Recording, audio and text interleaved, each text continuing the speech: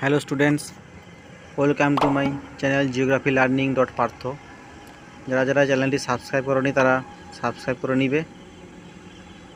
আজকে আমরা হিমবাহের ক্ষয়কার্য সম্পর্কে পড়ব, যার মধ্যে আছে কি হিমবাহ কাকে বলে প্রথম দিয়েছি, তারপর আছে হিমরেখা, আর ক্ষয়কার্যে পরে সৃষ্ট ভূমিরূপগুলির মধ্যে আছে সার্ক, পিরামিড চূড়া, ক্র্যাগেন টেল, ইউআকৃতি উপত্যকা, ঝুলন্ত উপত্যকা, রসে মোতানে।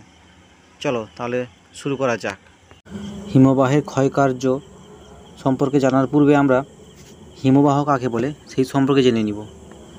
দেখো, হিমবাহ কাকে বলে না, অর্থ হতে দেখো ল্যাটিন শব্দ গ্ল্যাসিস এবং ফরাসি শব্দ গ্ল্যাস শব্দের অর্থ হলো বরফ।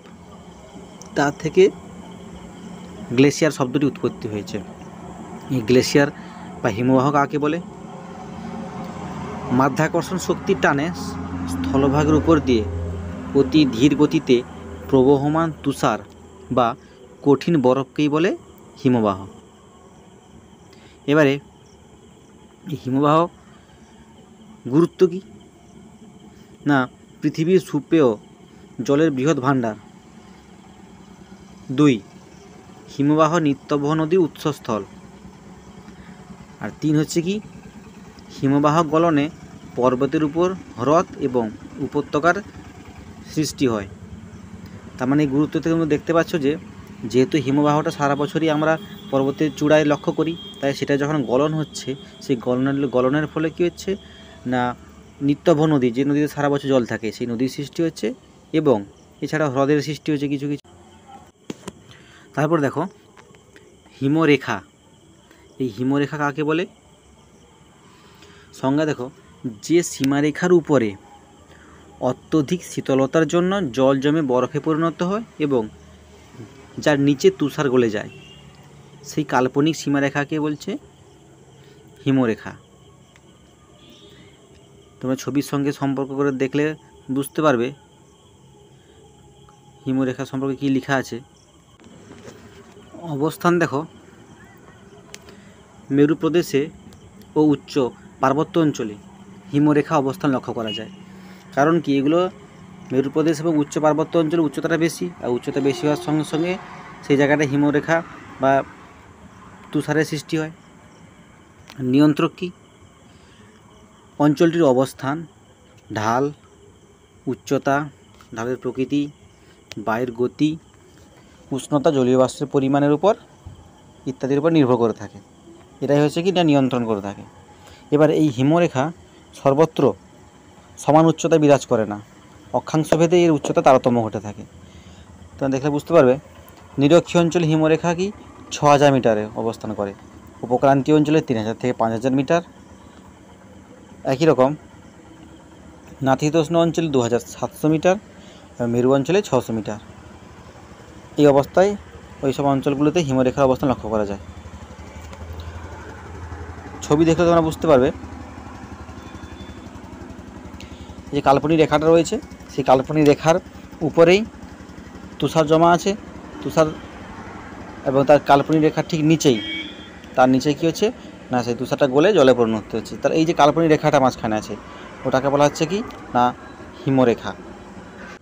এবারে মূল প্রশ্নে আসি। দেখো, হিমবাহের ক্ষয়কার্যের ফলে সৃষ্ট ভূমিরূপ। এই প্রশ্ন উত্তর তোমাদের বেশিরভাগ পরীক্ষায় তোমরা পাবে, এবং ভূমিরূপগুলো সমস্ত লিখতে আসে না, মেনশন করা থাকে, অথবা বলা হয় 2টা বা 3টি ভূমিরূপ সম্পর্কে আলোচনা করো, অথবা টিকা হিসেবে তোমরা পেতে পারো, সার্ক বা করি কাকে বলে, বা ঝুলন্ত উপত্যকা কী ইত্যাদি। আচ্ছা, তাহলে দেখো হিমবাহের ক্ষয়কার্যের ফলে যে সৃষ্টি হয় ভূমিরূপগুলো, তাতে এগুলো প্রধানত কী হয় না, উৎপাটন এবং অবঘর্ষ পদ্ধতিতে পার্বত্য হিমবাহের ক্ষয়কার্যের ফলে এই সমস্ত ভূমিরূপগুলি সৃষ্টি হয়। তার মধ্যে আমি কয়েকটা প্রধান ভূমিরূপ দিয়েছি, এছাড়া তুমি আরও 2-3টা অ্যাড করতে পারো এর সঙ্গে। এক হচ্ছে সার্ক বা করি, 2 পিরামিড চূড়া, ক্র্যাগেন টেল, হিমদ্রোণী বা ইউআকৃতি উপত্যকা, ঝুলন্ত উপত্যকা, রসে মোতানে। প্রথমে আছে সার্ক বা করি। সংজ্ঞা দেখো, উচ্চ পার্বত্য অঞ্চলে হিমবাহ প্রবাহপথে উৎপাটন ও অবঘর্ষ প্রক্রিয়ায় হাতলযুক্ত চেয়ার বা চামচের মতো ভূমিরূপকে আমরা সার্ক বা করি বলবো। এই সার্ক বা করি এর বিভিন্ন জায়গায় বিভিন্ন রকম নাম আছে। এই অপর নাম দেখো, তার পয়েন্টে কী আছে না, ফ্রান্সের একে সার্ক বলা হয়, আবার স্কটল্যান্ডে করি বলা হয়, জার্মানিতে কার, ওয়েলসে কুম, আর স্ক্যান্ডিনেভিয়ায় বটনেট বলে। সার্ক উৎপত্তি কী না, সার্কের পেছনের দিকে হিমবাহ ও পর্বতগাত্রের মাঝে সংকীর্ণ ফাঁক থাকে। 2, হিমবাহের পৃষ্ঠদেশ থেকে এর তলদেশ পর্যন্ত ফাটল বিস্তৃত থাকে, যাকে আমরা বলছি কি বার্গশুন্ড। 3, এই বার্গশুন্ডের মধ্য দিয়ে বরফ গলা জল হিমবাহের তলদেশ প্রবেশ করলে উৎপাটন প্রক্রিয়ায় সার্কের সৃষ্টি হয়। উদাহরণ কি না, আন্টার্কটিকার ওয়ালকট সার্ক পৃথিবীর বৃহত্তম সার্ক। তোমরা ছবিটা দেখো, দিলে বুঝতে পারবে যে পর্বতগাত্র এবং হিমবাহের মাঝখানে একটা সংকীর্ণ ফাটল সৃষ্টি হয়েছে। কেন সৃষ্টি হয় না, হিমবাহের প্রবল টানের ফলে, মাধ্যাকর্ষণ শক্তি টানে তো নিচের দিকে হিমবাহটা নামে, এই টানের ফলে কী হচ্ছে না, উপরে পর্বতগাত্র এবং হিমবাহের মাঝখানে একটা ক্র্যাক সৃষ্টি হয়েছে। ওই ক্র্যাকটাকে আমরা বলছি বার্গশুন্ড। তার মধ্যে যখন বরফ গলা জল প্রবেশ করছে তখন উৎপাটন প্রক্রিয়ায় সার্কের সৃষ্টি হচ্ছে। এই ছবিটা তোমরা পরীক্ষা দেওয়ার চেষ্টা করবে।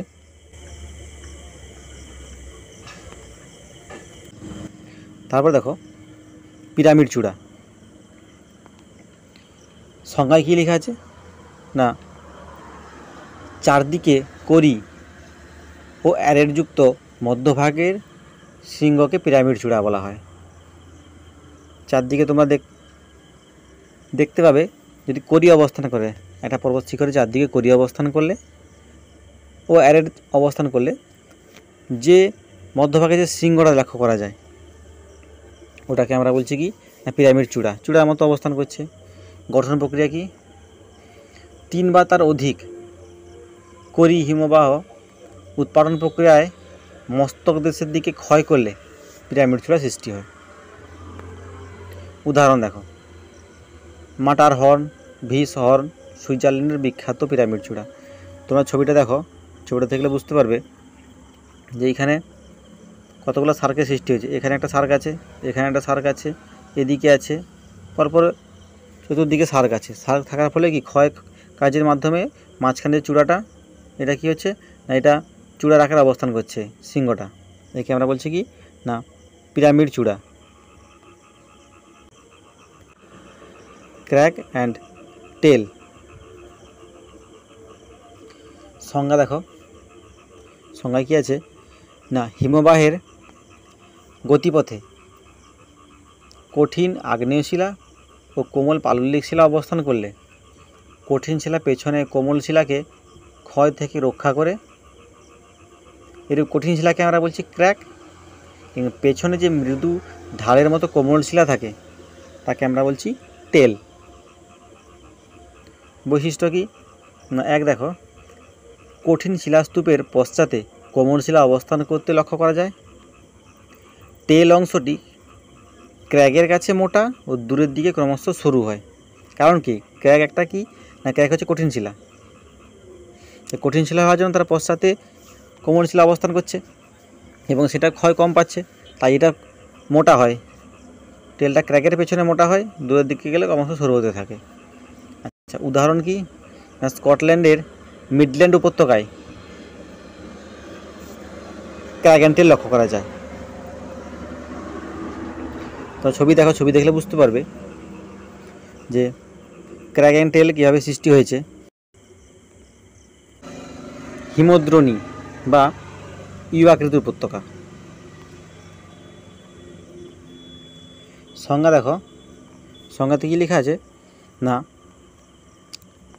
হিমবাহ প্রবাহিত অঞ্চলে অধিক পার্শ্বক্ষয়, স্বল্প নিম্নক্ষয়ের কারণে ইউ আকৃতির চওড়া উপত্যকা সৃষ্টি হয়, একে আমরা বলছি হিমদ্রোণী। বৈশিষ্ট্য 1, হিমদ্রোণীর নিম্নমুখী প্রান্তকে বলে রাইজার।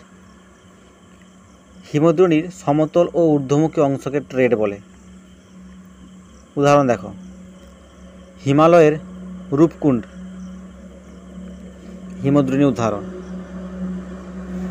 ছবি দেখা বুঝতে পারবে তো কীভাবে হিমদ্রোণী সৃষ্টি হয়েছে বা ইউ আকৃতি উপত্যকা সৃষ্টি হয়েছে? পার্শ্বক্ষয় করে যে ইউ আকৃতি উপত্যকা সৃষ্টি করেছে এবং সেটা নিচের দিকে নেমে এসছে জলধারাটা।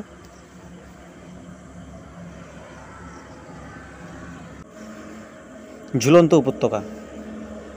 ঝুলন্ত উপত্যকা কি? সংজ্ঞা দেখো, পার্বত্য অঞ্চলে উপহিমবাহগুলির উপত্যকা প্রধান হিমবাহ উপত্যকার অনেক উঁচুতে ঝুলন্ত অবস্থায় বিরাজ করলে তাকে বলছে ঝুলন্ত উপত্যকা। তাহলে কী হলো না, প্রধান হিমবাহের উপরে ঝুলন্ত অবস্থায় উপহিমবাহগুলি অবস্থান করে। সৃষ্টির কারণ: 1.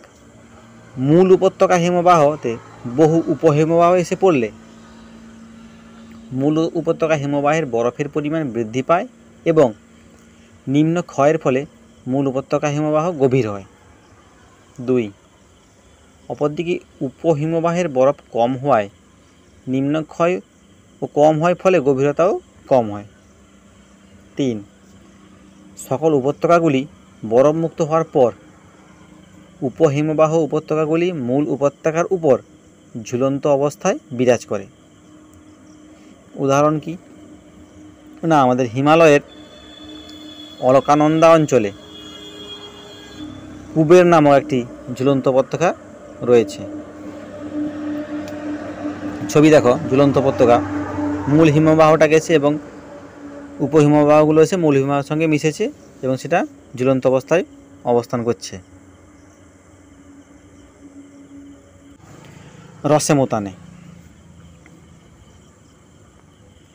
সংজ্ঞা কী আছে না, হিমবাহের ক্ষয়ের ফলে যে উঁচু কঠিন শিলাগঠিত ভূভাগ সৃষ্টি হয় তাকে বলছে রসেমোতানে। গঠন: হিমবাহের প্রবাহপথে কঠিন শিলায় গঠিত উচ্চভূমি অবস্থান করলে হিমবাহের পেছনের দিকে ঢালটি অবঘর্ষ প্রক্রিয়ায় মৃদু ও মসৃণ হয়। 2. হিমবাহের সম্মুখ ঢালটি উৎপাটনের ফলে অমসৃণ ও ফাটলযুক্ত হয়। 3. মৃদু ঢালটিতে হিমবাহের চাপে অবঘর্ষ প্রক্রিয়ায় সর্বাধিক ক্রিয়াশীল হলেও বিপরীত ঢালে চাপ মুক্ততার কারণে হিমবাহ প্রসারিত হয়ে গলে যায়। আচ্ছা, এই গঠনের ক্ষেত্রে বলে রাখি, তোমরা এই পয়েন্টগুলোকে না দিয়ে তোমরা ওটাকে একসঙ্গে জুড়েও লিখতে পারো, কিন্তু পয়েন্ট দিলে একটু দেখতে ভালো লাগে এবং গোছানো হয় কথাটা। এখানে তোমরা বৈশিষ্ট্য ঢোকাতে পারো। আমি প্রথমেই বলেছি যেহেতু নোটগুলো বড়ো হয়ে যাবে লেখাগুলো, তার জন্য আমি শর্ট করার জন্য ওটা বৈশিষ্ট্যগুলো দিইনি। উদাহরণ: কাশ্মীরের লিডার নদী উপত্যকায় রসেমোতানে দেখা যায়। ছবিতে দেখো, রসেমোতানের ছবি দেখো, হিমবাহ উপর দিয়ে প্রবাহিত হয়েছে, সাদা অংশটা অবঘর্ষ প্রক্রিয়ার মাধ্যমে এবং উৎপাটন প্রক্রিয়ার মাধ্যমে ক্ষয় করে রসেমোতানের সৃষ্টি হয়েছে। আজকে এই পর্যন্ত থাকলো। এছাড়া তোমরা এর সঙ্গে ফিওর দিতে পারো। এই চ্যানেলটি যারা সাবস্ক্রাইব করোনি এখন তোমরা সাবস্ক্রাইব করে রাখবে, কারণ আমি মাধ্যমিকের ভূগোলের সমস্ত কোশ্চেনগুলি আমি পরপর করে আপলোড করব। আমি এখানে নোটগুলো এই কারণে দিচ্ছি তোমাদেরকে, যাতে তোমরা পরীক্ষায় এগুলোকে ব্যবহার করে উপকৃত হও। থরলি পড়িয়ে দিলে তোমরা নোটটাই পাবে না, তাই আমি পড়ানোর সঙ্গে সঙ্গে নোটগুলোও তোমাদেরকে একটু প্রোভাইড করছি।